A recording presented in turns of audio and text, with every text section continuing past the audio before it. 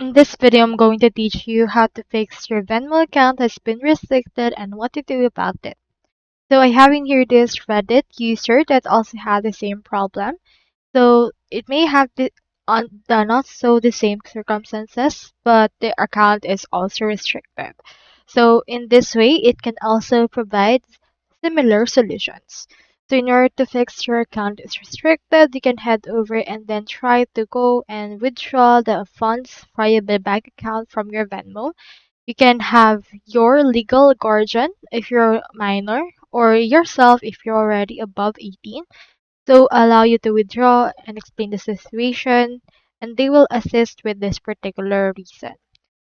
So you can make a withdrawal on online bank as well, and they need to contact Venmo. And for this case, once you have connected Venmo, they will actually help you withdraw your actual account and as well as the money in it, and also may lift your restriction. So that's all there is today, and I hope this video helped you out.